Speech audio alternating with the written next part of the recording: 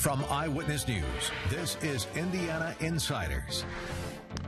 Good morning. It is hard to believe, but we literally have a political hat trick in Indiana. 3 races that could go either way, and we have the numbers to back that up. But first, the biggest news story involves a Republican candidate for president and what his running mate is going to do about all that's going on with that. Joining us this morning to put all this in perspective, Republican Jennifer Hollowell and Democrat Robin Winston. Before we dive into those national races, we want to get these two to talk a little bit about what's going on in Indiana. Donald Trump has apologized for comments made over 10 years ago. He says he will pray. And now, Governor Pence says he will pray for Trump's family. We're live on Insiders this morning, so we're not going to play any of that tape, but we will get reaction. Jennifer, first, let's start with you. I'm sure you've seen it by now, hundreds of times. I have, and it's disgraceful and disturbing, and I can't defend it, and I won't defend it. You know, it's a difficult time. What I will say is I've seen a lot of statements from male politicians citing their daughters in saying that they're offended, and honestly I hope that you don't have to have a daughter to know that these remarks are not okay, not in a locker room and not in a boardroom and not anywhere. So maybe this is a good time for us to talk to sons about how they treat women and that we are equal and should be respected, and let's make this a teaching moment. Robin. Well, I'm not going to talk about his remarks 10 years ago. I'm talking about him calling John McCain not being a war hero, about making fun of a physically challenged newspaper reporter, about calling women pigs and slobs, as recently as calling a Miss Universe fat. At some point, this has got to stop. And the whole thing about the interview that they filmed, you know, that's a precursor to all the things it said. So my question would be, where were you guys at before when he was saying all these things? Because he said these things before. But we know going into tonight's debate, this could be unbelievable tonight. If he decides to go down the way of trashing Bill Clinton, then we open up a whole new genre here. Yeah, he opens up the nuclear war, as he calls it. And I don't think that, you know, missing in this is that we got an election in 30 days. I don't hear anything about policy. I mean, we are at a very unstable time in our history, and we're talking about what he said about an anchor woman 10 years ago. I've yet to be, let's focus on what he's going to do in temperament with nuclear weapons, deploying troops, the economy, those things. Okay. I think that matters. Let's let Jennifer get back in here. Well, I was just going to say, so I haven't defended other comments that he has made and won't, but there are a lot of reasons that people support Donald Trump. These are not among them. His personal moral compass is not among them. Frankly, I would say probably the same thing for the Clintons. This is probably not a direction that this campaign should go on either side. So let's do focus on the direction of the country and the policies that people support. But, you know, where were you? Honestly, like Democrats in Indiana, Evan Bayh and John Gregg, have for months not been willing to say who they support for president because they want to pretend like they're Republicans and they don't want to lose support of people who may be voting for Trump. So, I mean, I don't think there's a badge of courage out there for that either.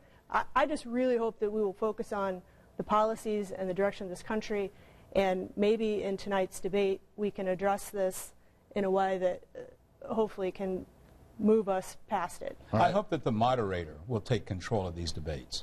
I mean, you do a tremendous job. You've worked with us and kept our ranker down. I hope that the moderator of this debate tonight will do a great job of making sure they stay to the issues and get away from all this other stuff. Tough job. I will say that. Donald Trump is still holding steady in Indiana. Let's look at the new numbers. According to the WTHR Howie Politics poll, Trump holding at 43%. That's where he was a month ago, and that's where he falls here in October. Hillary Clinton, however, comes in at 38%, which is 2% improvement over the last month. Our voters are expressing a little voter remorse on both sides. Unfavorables for both of the candidates are through the roof. Republican Donald Trump unfavorable, 56%. Democrat Hillary Clinton, it's even worse, 62%. So what are Hoosier voters thinking? It terrifies me to think that we would have Trump as a president. I'm really torn because I cannot vote for Hillary. This is the most amazing election to me. Honestly, sincerely, I don't know how we could have gotten to this point. These two are the best that America has to offer.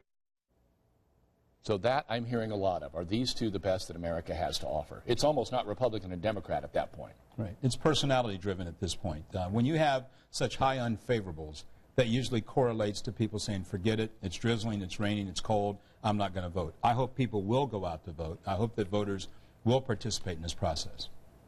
Well, we all went through a primary process, and it was a very challenging process for Hillary Clinton and for Donald Trump. On the Republican side, you know, I still wish that that folks would have gotten out earlier so that the race could consolidate around some different people. But we had, what, 17, 12, 15 candidates in the race, and they wanted to stay till the bitter end. And But we are where we are. I mean, millions of voters supported Donald Trump. He is the Republican nominee.